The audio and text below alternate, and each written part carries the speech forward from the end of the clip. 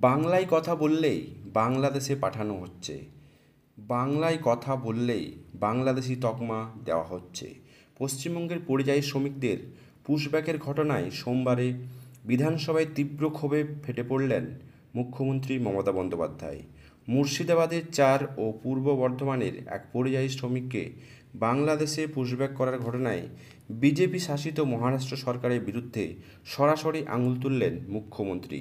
তিনি বলেন, বাংলা ভাষায় কথা বললেই বাংলাদেশে পাঠিয়ে দেওয়া হচ্ছে। আধার, প্যান সহ সমস্ত ভারতীয় পরিচয়পত্র দেখানো সত্ত্বেও শুধুমাত্র ভাষার ভিত্তিতে এই অন্যায় হচ্ছে।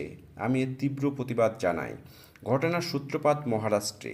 জানা গিয়েছে, কাজের সন্ধানে মুম্বাই যাওয়ার ৫ জন শ্রমিক মিনারুল শেখ, নাজিমুদ্দিন মণ্ডল, মেহবুব শেখ, ডাবলু শেখ এবং মুস্তাফা কামাল স্থানীয় পুলিশের হাতে আটক হন। অভিযোগ, শুধুমাত্র বাংলায় কথা বলায় তাদের বাংলাদেশি হিসাবে চিহ্নিত করে পরিচয়পত্র যাচাই না করেই বিএসএফের কাছে হস্তান্তর করা হয়। বিএসএফও যাচাই না করে এই ৫ জনকে কোচবিহারের সীমান্ত দিয়ে বাংলাদেশে ঠেলে দেয়।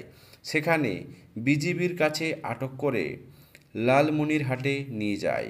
বিষয়টি সামনে আসে ১০ জুন। মুখ্যমন্ত্রীর নির্দেশে রাজ্যের অভিবাসী শ্রমিক কল্যাণ পর্ষদ এবং প্রশাসন সক্রিয় হয়।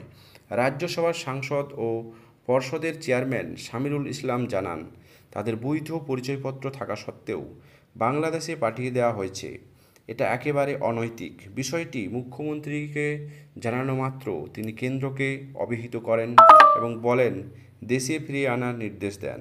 শনিবার এই শ্রমিকদের মধ্যে ৩ জন মিনারুল, নাজিমুদ্দিন ও মুস্তাফা একটি ভিডিও বার্তার মাধ্যমে মুখ্যমন্ত্রীর কাছে দেশে ফেরার আবেদন জানান। এরপরে বিএসএফের বিজিবি যৌথ ফ্ল্যাগ মিটিংয়ের মাধ্যমে রবিবার বিকেলে তাদের ভারতে ফিরিয়ে আনার নির্দেশ দেওয়া হয়। বর্তমানে তারা কোচবিহারের মেখলিগঞ্জে রয়েছে। বাকি ২ জন ডাবলু শেখ এবং মেহবুব শেখ বিজিবির হেফাজতে রয়েছেন। সোমবারে তাদেরকে ফিরিয়ে আনার সম্ভাবনা রয়েছে। মেখলিগঞ্জ থানার ওসি মণিভূষণ সরকার জানান, বিকেল ৪টের সময় ৩ জনকে ভারতের কাছে হস্তান্তর করা হয়। তারা খুবই ক্লান্ত এবং মানসিকভাবে বিপর্যস্ত। এই ঘটনার জেরে রাজ্য জুড়ে শুরু হয় তীব্র রাজনৈতিক বিতর্ক। মমতা বন্দ্যোপাধ্যায় বিধানসভায় বলেন, তিনি বিজেপির ডাবল ইঞ্জিন সরকারে দেখেছেন, সেখানে এই ধরনের ঘটনা ঘটেছে। এটা ভাষাভিত্তিক বৈষম্য, এটা রাজ্যবাসীর অপমান।